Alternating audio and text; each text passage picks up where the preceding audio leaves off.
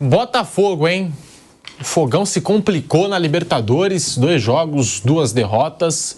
Perdeu em casa para o Júnior Barranquilla, no Newton Santos, levou 3 gols no primeiro tempo e ontem perdeu para a LDU lá em Quito, né? Sempre difícil enfrentar a LDU lá.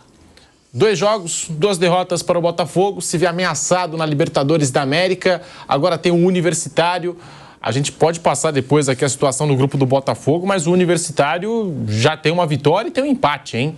Né? Pouco se esperava da equipe peruana, tinha gente achando ali antes do início da Libertadores que seria o saco de pancadas e está surpreendendo todo mundo. E o Botafogo vai ter pela frente, né, esse time aí competitivo, eu diria, né, do Universitário em casa, já na próxima rodada da Libertadores, e passou a ser obrigação.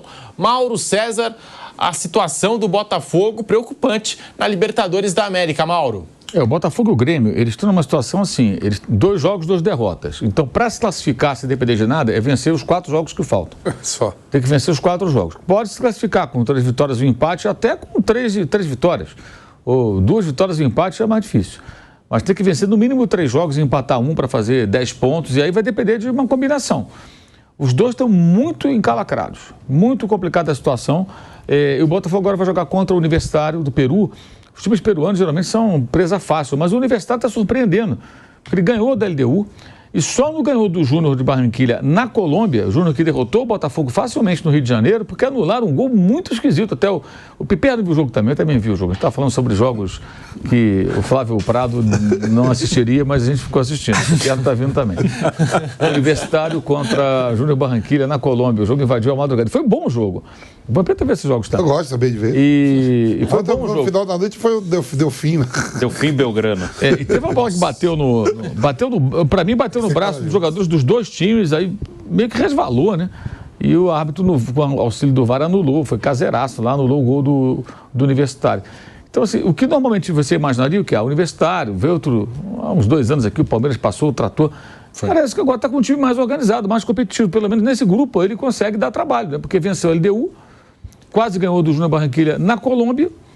Então, não deve ser um jogo simples para o Botafogo. E tem que ganhar. É o jogo da semana que vem, na outra, né, quando voltar a Libertadores. Tem que ganhar de qualquer jeito.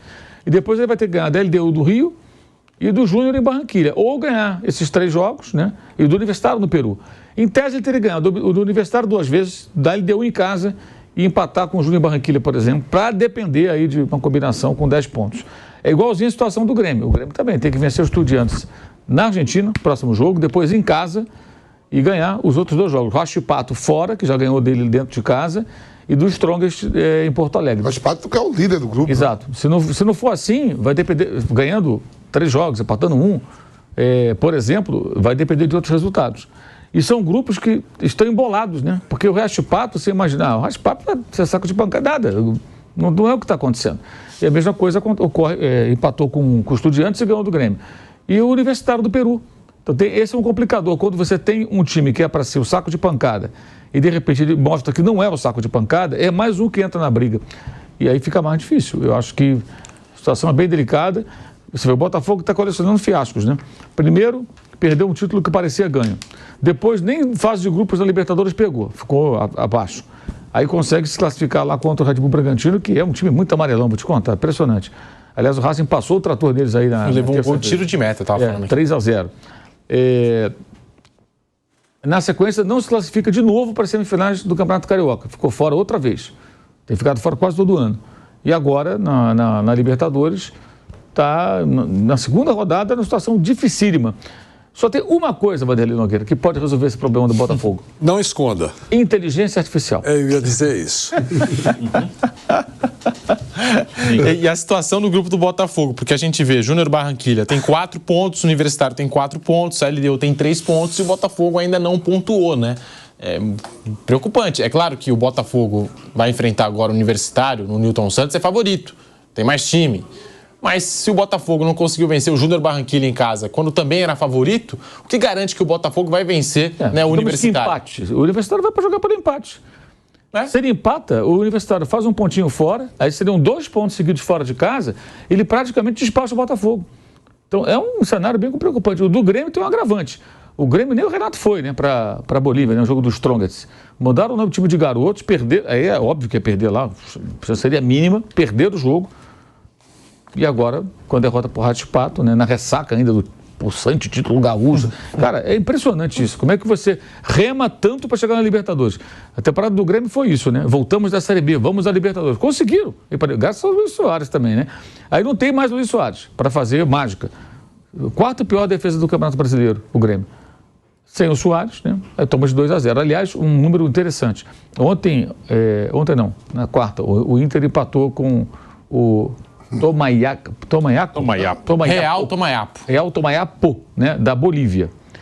E foram 33 finalizações. O Grêmio, no dia anterior, foram 21. Mas totalizando, então, 54 finalizações da dupla Grenal, terça e quarta. 0 gol. E jogou Alário, jogou Borré, jogou Alan Patrick. Todo mundo jogou Internacional. E não ganharam desse time da Bolívia. Tem vários resultados que o Grêmio perdeu. O Inter não ganhou de um time desconhecido. O Aliança Fake empatou com o Cruzeiro. O São Paulo sofreu com o Cobressal. O Flamengo foi só 2-0 do Palestino. O Palmeiras com o Liverpool sofreu também, estava perdendo, né? E o Liverpool levou perigo no primeiro tempo. Não foi um jogo simples na primeira etapa. Depois não, depois mudou.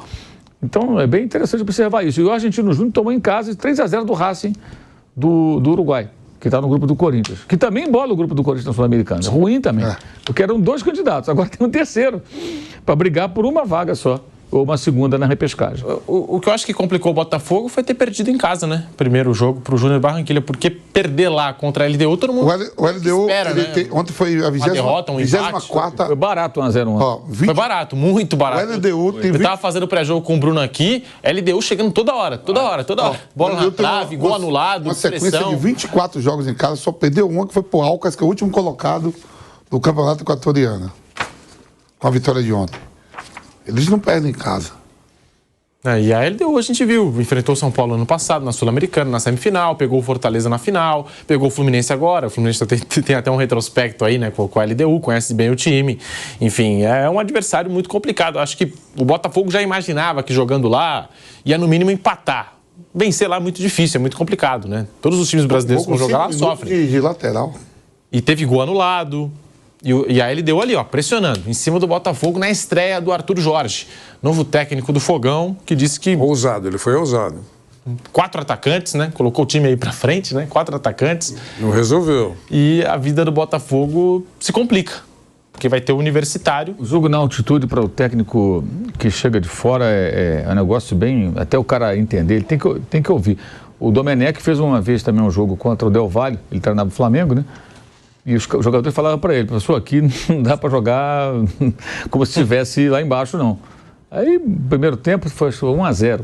Segundo tempo, ele mandou o time para o ataque, então tomou de 5-0. Foi 5-0. Aí no Rio, ganhou de 4-0 até do Del Valle, jogando até no contra-ataque, com Pedro e Gabigol até, os 2 atacantes.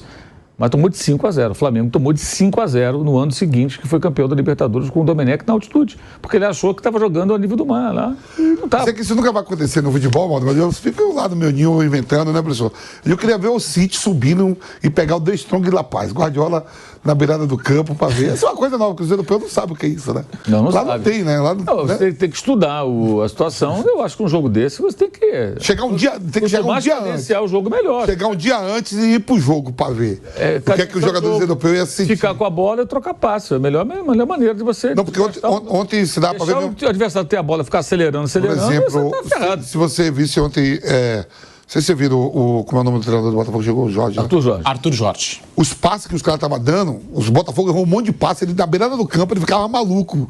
Mas a velocidade da bola. O irmão do Romero entrou no jogo, foi virar, e já conhece, né, que já jogou lá, foi virar uma bola, meteu do outro lado, a força da bola, o negócio é o peso da bola, a velocidade que pega. A altitude também você tem que acreditar muito no chute de fora da área. Ele tava pulando na beira do campo com os erros de passe. Às vezes um chute, né, despretensioso, acaba virando um golaço na altitude. Acontece bastante. Como se nós saíssemos daqui também para jogar, por exemplo, lá no extremo oeste da Rússia, num frio de lascar. Lá na Ucrânia. Às vezes acontece na Ucrânia, em jogos internacionais, né? Das competições da UEFA. De vez em quando você vê jogo com bola laranja, na neve, acontece essas coisas também. Para a gente também isso não existe aqui, porque não tem nenhum lugar na América do Sul tão frio como esses como esses países, né? Em que você não vê aqui na América do Sul jogar com a bola laranja, o campo com neve.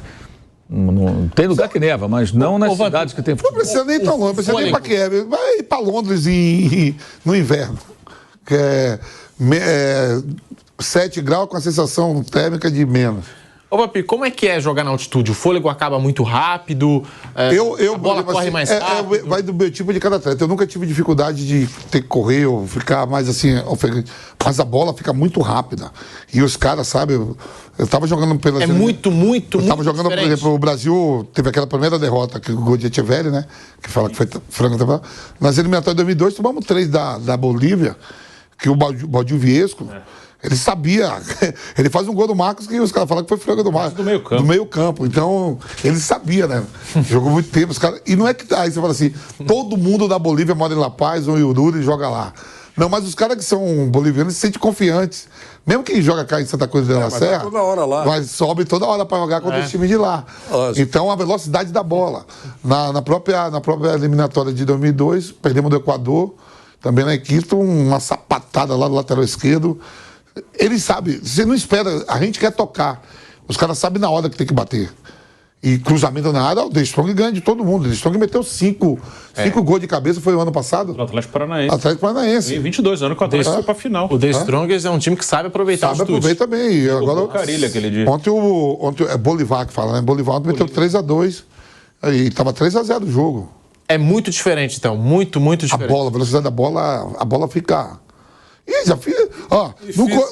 Fisicamente, todo mundo sente. Professor. Alguns mais, outros menos, Pedro. É por isso que os times mais preparados, eles têm como avaliar qual é o atleta que sente mais o efeito da altitude. Né? O Pedro vai sentir menos do que os outros. Dá para colocar o Pedro em campo, porque ele vai sentir menos, mas é menos do que os outros. Eu não vou contra a fisiologia, contra os estudos, né? Por exemplo, já fui lá. Chegando na hora do jogo, chegando no dia, com o Goiás, pegar o Strong. Já fui com a seleção, ficando em Santa Cruz de la Serra e subindo no dia do jogo. Já fiquei no Corinthians. O Dr. Joaquim, com o final do Lotufo, arrumou tipo um aspirador 10. E a gente terminava o treino e ficava 1 hora, como se estivesse em La Paz botava aqui a máscara, ficava 6, 7 jogadores, depois do treino, respirando um ar de La Paz. Né? E chega lá, o fumo entra. E agora... Faz de tudo e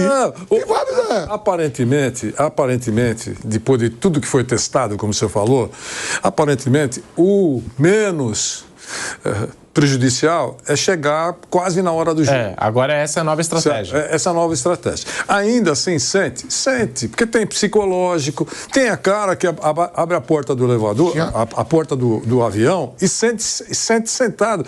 Já estou com um problema na altitude. O cara não saiu do avião ainda, está sentado na poltrona e já está sentindo.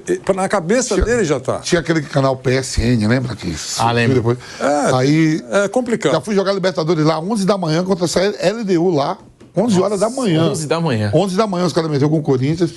Ganhamos de 3-2. Eu acho que foi o maior jogo que Dida já fez na história dele. Pegou tudo. O Luizão faz 1-0, o Luizão vai comemorar no banco, desmaia.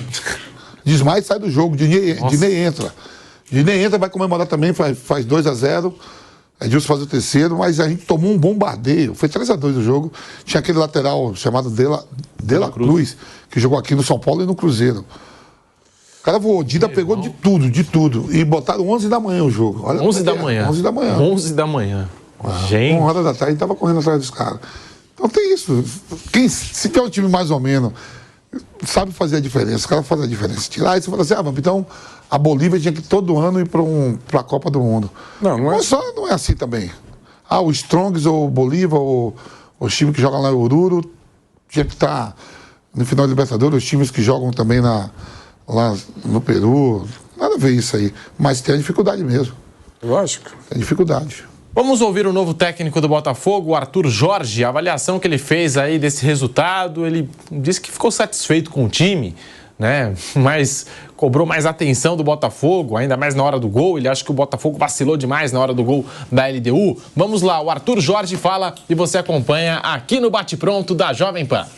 Aquilo que nós procuramos depois de algum tempo de trabalho, que não foi muito, foi procurar trazer uma ideia de jogo que trouxesse uma característica que nós, enquanto comissão técnica, pretendemos implementar no Botafogo. A verdade é que nós, jogando com 2 avançados mais fixos e 2 atacantes mais nos corredores, procuramos criar condições de ter uma equipa ofensiva, de ter uma equipa que possa procurar com mais critério a baliza contrária, e acho que foi mesmo na questão do critério que nós falhamos na primeira metade. Fomos uma equipa que cometeu muitos erros, uma equipa que sofre um golo de um arremesso lateral a este nível e a competir